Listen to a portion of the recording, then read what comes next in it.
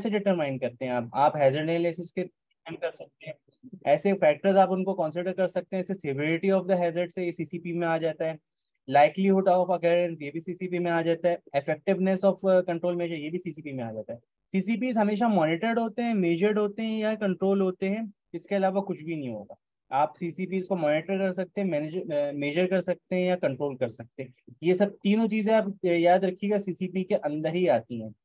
और सीसीपीज के अंदर ये तीनों चीजें क्यों आती हैं, अगर आप इनको इंश्योर करेंगे कि ऐसे हैजर्ड से आइडेंटिफाई हो रहे हैं इसके अंदर, उनको एलिमिनेट करेंगे तो ये इफेक्टिवली मैनेज होगा।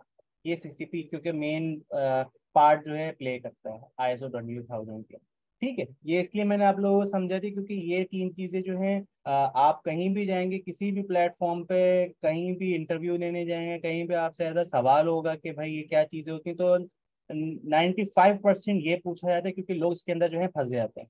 तो आप पीआरपी जो है आप सीसीपी के अंदर कंफ्यूज कर देते हैं, मोस्टली ओ ओपीआरपी जो है पीआरपी के अंदर लोग कंफ्यूज कर देते हैं दोनों चीजें। तो आप लोग ऐसा मत करिएगा, इस पर और ब्रेनस्टॉर्मिंग कर लीजिएगा, चाहे तो आप यूट्यूब पे वीडियोस देख लीजिएगा इसकी कि कैसे डिफरेंशिएट कर रहे हैं वो पूरी एनिमेशन के थ्रू। मैं एक्चुअली शेयर कर दूंगा व्हाट्सएप ग्रुप पर, एक वीडियो है मेरे पास यूट्यूब, तो मैं वो शेयर कर दूंगा, तो वो आपको ऐसा पूरी डेमोन्स्ट्रेशन बना के दिखा देंगे कि इन तीनों के अंदर डिफरेंस क्या होता है। ठीक है। अच्छा, तो दो चीजें बड़ी मजे की भी हैं और समझने में भी और बताने में बड़ा मजा आता है, ये है आपका करेक्टिव एक्शंस और प्रिवेंटिव एक्शंस। तो ये दोनों नहीं, मुझे एक पहले कोई बता दे करेक्टिव एक्शंस क्या होते हैं विथ एग्जांपल, ये चलो एग्जांपल नहीं भी ने कोई मसला नहीं है, लेकिन करेक्टिव एक्शंस मुझे समझा दे कोई। एनीवन? चलो मैं ही सिलेक्ट कर लेता हूँ यहाँ से। अम, मोहम्मद जाहिद। आप बताएंगे करेक्टिव एक्शंस क्या होते हैं मोहम्मद जाहिद?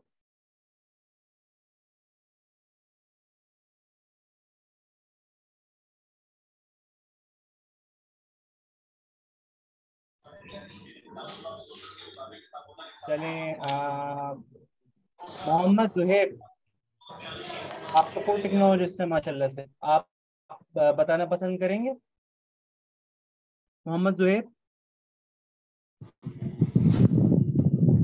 जी सर, करेक्टिव एक्शंस में ये होगा कि ना कोई भी फूड प्रोडक्ट या कोई भी फूड इंडस्ट्री ना उसमें जो जो से एजट आ रहे हैं या जो जो सी अप्रोचेज हम अप्लाई कर रहे हैं तो उसमें कौन कौन से करेक्शंस कर सकते हैं जी। ठीक है, वेरी गुड। अच्छा, करेक्टिव एक्शंस तो सही समझा दिए उन्होंने बिल्कुल, अब मुझे प्रिवेंटिव एक्शंस कौन समझाएगा? इसी इसी वर्ड्स के अंदर ही इसकी डेफिनेशन है प्रिवेंटिव एक्शन।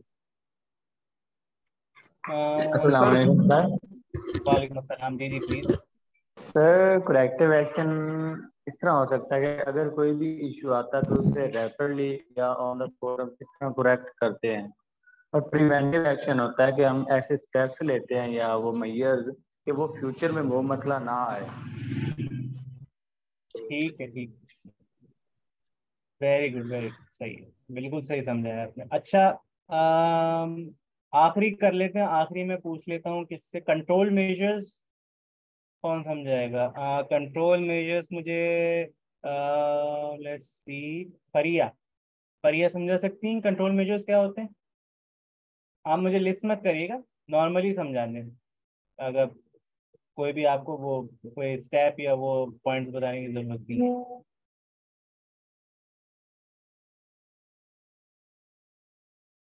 नहीं? अच्छा, फिर एक और देख लेते हैं।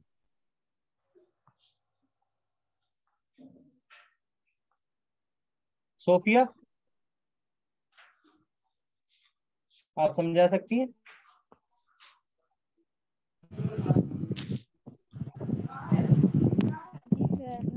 इफेक्टिव एक्शंस ये होंगे कि हम लोगों ने कौन कौन से जो एक्शंस हैं वो लिए हैं हैजर्ड्स को प्रिवेंट करने के लिए। लाइक अगर हम लोगों ने पेस्ट मैनेजमेंट अपनी इंप्रूव कर लिया, हम लोगों ने अपनी जो क्वालिटी है उसको इंप्रूव कर लिया, इस तरह के जो स्टेप्स होंगे उनको हम लोग इस चीज़ में करेंगे इंग्लिश। अच्छा, सही है, very good, thank you very much.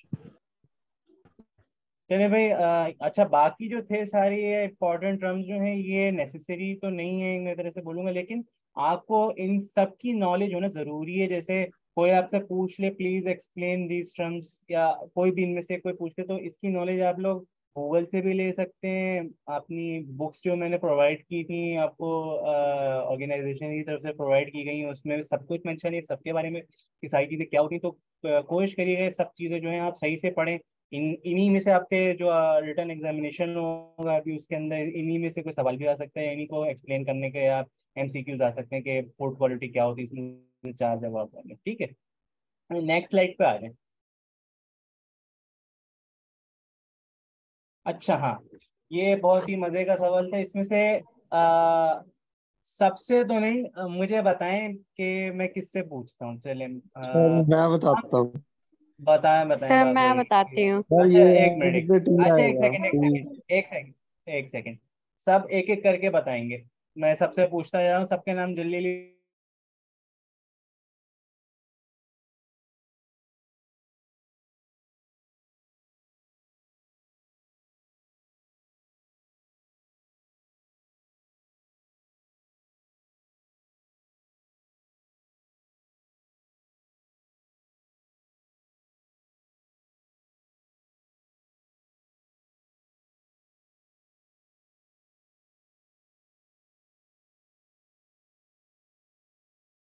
लोग जो है, सब लोग, मैं आपसे रिक्वेस्ट है कि आंसर जो है अपने जो जितने भी दे रहे हैं आप लोग, वो या चैट बॉक्स में दे दें। मैं 5 मिनट का टाइम दे रहा हूँ, और आप लोगों को टाइम दे रहा हूँ 5 मिनट का। इसमें से जो जो आपके अल्फाबेट हैं दे दें, ताकि जो नोट कर रहे हैं भी आपके आंसर्स जो हैं उनको भी टाइम मिल जाए।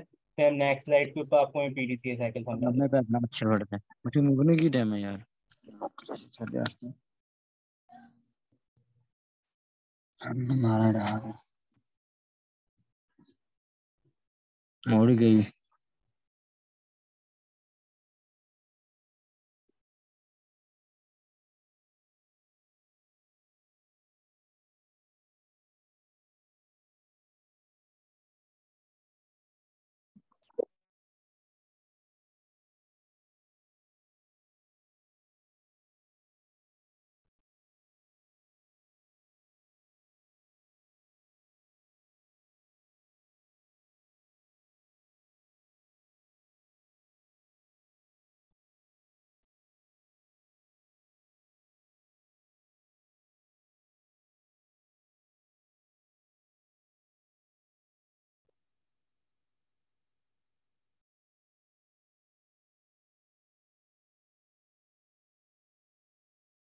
ठीक है, अगर सबने जो है वो दे दिया।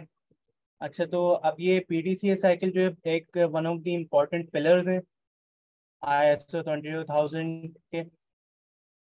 तो मेरी आप सब लोगों से रिक्वेस्ट है, बिल्कुल अच्छे से सुनिएगा इसको। ये आप लोगों के सामने जो है वो पूरा एक्सप्लेनेशन ग्राफ बना हुआ है कि क्या क्या होता है, सारे पॉइंट्स इसमें कंबाइन किए हुए हैं, और समझाया हुआ है कि एक्चुअली ये क्वालिटी मैनेजमेंट सिस्टम के अंदर PDA cycle as a role क्या प्ले करता है। ठीक है, तो आप लोग मेरी आवाज़ भी सुनते रहिएगा। ये सारे जो पॉइंट्स लिखे हुए एरोस के साथ, मैं इन्हीं के थ्रू आपको सब एक एक करके चीज़ें समझाऊंगा, तो उसको सुनते रहिएगा। ठीक है, पीडीएस साइकिल से क्या बनता है? Plan do check act cycle. ठीक है, ये डीमिंग साइकिल के तौर से भी जा सकता है या जाना जाता है, और ह्यूवर्ट साइकिल के नाम से भी जाना जाता है। बहुत अलग अलग मुल्कों में अलग अलग नामों से ये। ठीक है, ये एक 4 स्टेप का मैनेजमेंट मेथड है जो कि किस लिए इस्तेमाल किया जाता है? कंटिन्यूस इम्प्रूवमेंट के लिए। किसी भी वेरियस प्रोसेस के अंदर, किसी भी प्रोसेस के अंदर यूज हो सकता है, जो कि इसके ऊपर अप्लाई हो सके आराम से। लेकिन ये नॉर्मली किस चीज़ पे अप्लाई किया जाता है? ये क्वालिटी मैनेजमेंट सिस्टम पे अप्लाई किया जाता है, जो कि रिलेटेड होते हैं फूड सेफ्टी से। अब हम इसको ब्रेक डाउन करते हैं कि पीडीए साइकिल होता क्या है। इसका सबसे पहला पॉइंट आ जाता है प्लान। पीडीए साइकिल का प्लानिंग फेज के अंदर आप क्या करते हैं? ऑब्जेक्टिव्स होते हैं, प्रोसेसेस होते हैं, जिनको आपको अचीव करना होता है और स्टैब्लिश करना होता है। कौन कौन से होते हैं वो? आइडेंटिफाई करना होता है कि आपके गोल्स क्या हैं। ठीक है, डिटरमाइन करना होता है मेथड्स क्या हैं या रिसोर्सेज क्या हैं जो कि रिक्वायर्ड हैं। दोनों मेथड रिसोर्सेज क्या क्या रिक्वायर्ड हैं। ठीक है, ये नंबर 2। नंबर 3, आपको ऐसा प्लान डेवलप करना होता है जो कि एड्रेस करता है कि आपकी स्पेसिफिक नीड्स क्या हैं या चैलेंजेस क्या हैं। ठीक है, 3 चीजें। ये प्लान जो है इस याद रखिएगा, उस पर बेस्ड होगा कि आपकी अंडरस्टैंडिंग के ऊपर बेस्ड होगा, जो कि आपकी करंट सिचुएशन होगी इंडस्ट्री की, ऑर्गेनाइजेशन की, जिसके अंदर आप रिस्क अपॉर्चुनिटीज दोनों चीजें इंक्लूड करेंगे। ठीक है, ये आपका था प्लान। नंबर 2 आ गया आपका do. Sorry sir, do, kindly repeat कर दें एक बार। अच्छा मैं पूरा समझा के फिर से दोबारा से रिपीट कर दूंगा मैं से आपको, कोई मसला। अच्छा डू के अंदर क्या आ जाता है, देखें आपके राइट साइड पे प्लान हो गया, डू लिखा हुआ है। ठीक है, डू फेज क्या होता है, ये इम्प्लीमेंट करता है आपके प्लान। ठीक है, जो आपने प्लानिंग की है फर्स्ट फेज के अंदर, ये उसी को इम्प्लीमेंट करवाता है प्लान, और कैरी आउट करता है एक्टिविटीज अकॉर्डिंग टू द आपके जो प्रोसेस आपने स्टैब्लिश किए हुए होते हैं। आप सारी एक्टिविटीज उसी प्लान के थ्रू, एस्टेब्लिश प्रोसेस के थ्रू करवाते हैं। यहाँ ये वो पार्ट है जहाँ पे आपके जो प्लान्ड एक्शंस होते हैं वो एक्सिक्यूटेड हुए होते हैं, और या जो चेंजेस होनी होती हैं, इम्प्रूवमेंट्स होनी होती हैं, वो इम्प्लीमेंट होती हैं। ये बात रखिए, ये बात याद रखिएगा कि ये एसेंशियल है कि आप सारी चीज़ें सही से फॉलो करें, उन प्रोसीजर्स को डिफाइन और मॉनिटर करें और इम्प्लीमेंट करें, ताकि और इंश्योर करें कि एक्शन जो है वो वैसे ही कैरी आउट हो जैसे आपने इंटेंड किया हुआ है अपने प्लान के अंदर। ऐसा नहीं हो कि आपने प्लान के अंदर बोला हुआ है ये इम्प्लीमेंट हो, आप टू के अंदर बोलो चलो नहीं हो रहा छोड़ दो यार कोई मसला नहीं, ऐसा नहीं होगा। ठीक है, प्लान जैसे आपने किया है फर्स्ट फेज के अंदर वैसे ही आप डू करेंगे। थर्ड आ गया आपका चेक। चेक फेज में क्या होता है, रिजल्ट और आउटपुट्स आपके जो निकल, आपने डू कर लिया, अब आपका क्या आ रहा है चेक के अंदर, आप क्या कर रहे हैं, आपके रिजल्ट्स या आउटपुट्स जो आपने इम्प्लीमेंट किए थे एक्शंस, वो एवेल्युएट हो रहे हैं और कंपेयर किया जा रहा है उनको जो प्लान ऑब्जेक्टिव्स थे उनके अगेंस्ट। इसके अंदर क्या क्या इन्वॉल्व होता है, इसके अंदर सबसे पहले आप कलेक्टिंग करते हैं, एनालाइज करते हैं डाटा को। ठीक है, मेजर करते हैं आपकी परफॉर्मेंस कैसी थी, आप एक्सेस करते हैं अपने जो आउटकम्स थे उनकी असेसमेंट होती है पूरी। ठीक है, पर्पस क्या होता है चेक का, इसका पर्पस ये होता है कि आप डिटरमाइन कर लेंगे कि वाकई में जो इम्प्लीमेंटेड एक्शंस हैं वो अचीव किया है हमने, उनसे डिजायर्ड रिजल्ट फर्स्ट कर लें, जो आप चाह रहे थे रिजल्ट या जो होना चाहिए प्लान के मुताबिक, वो रिजल्ट आ रहा है वाकई में, या कोई डेविएशन या इश्यूज अगर हो रहे हैं आप उनको भी मेंशन करेंगे इसके अंदर। ठीक है, लास्ट जो आ जाता है आपका एक्ट। इसी के अंदर लफ्ज के अंदर ही एक चीज है कि आपका एक्ट क्या चीज होती है।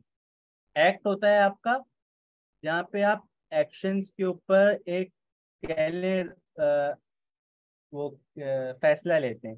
ठीक है, एक डिसीजन लेते हैं, और ऐसे एक्शन जो बेस्ड ऑन द रिजल्ट हो जो आप चेक के अंदर फाइंड करते हैं, चेक फेज के अंदर फाइंड करते हैं।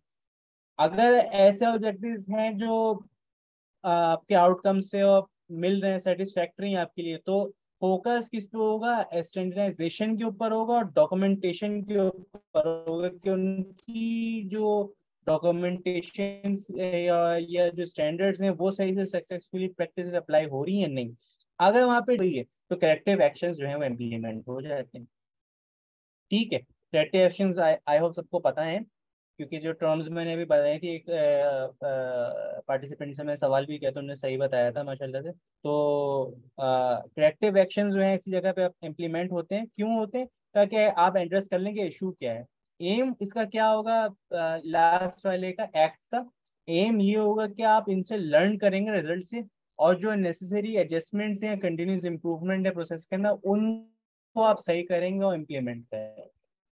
ठीक है, अच्छा जी, चलिए हम नेक्स्ट स्लाइड पे आ जाएं।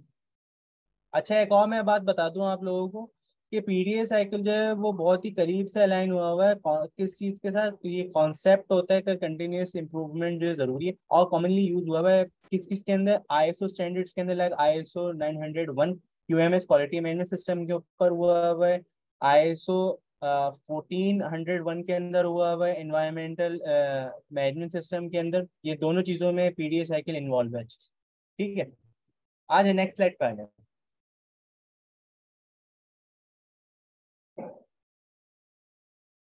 सही, अच्छा ये एक्टिविटी आ गई,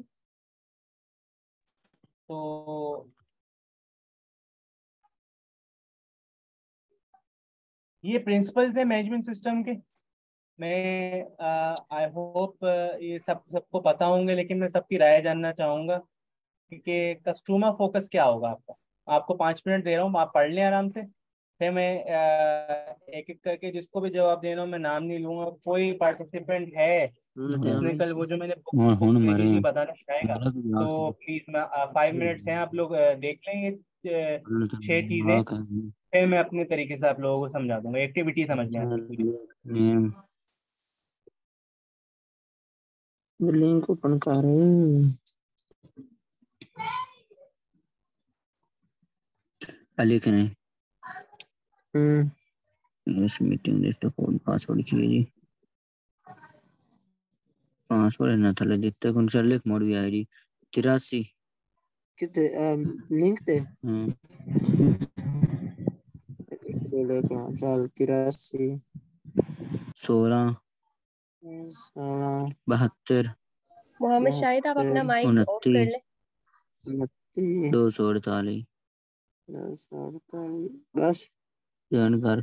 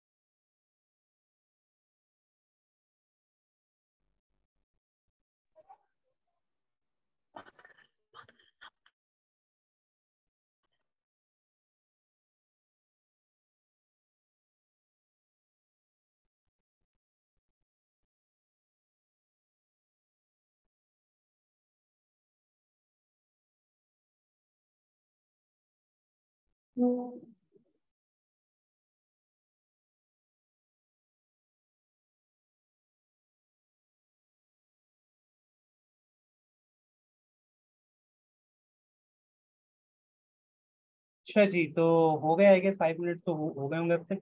तो कस्टमर फोकस कौन समझाएगा?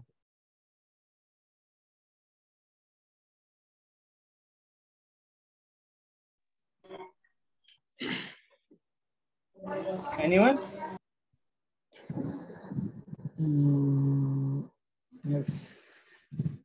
जरूरी नहीं सही हो, आप हिस्सा लें। जो आपकी नॉलेज के अंदर बात है, जो आपके अपने राय है, आपकी अपनी एक पॉइंट ऑफ व्यू है, वो प्लीज बिल्कुल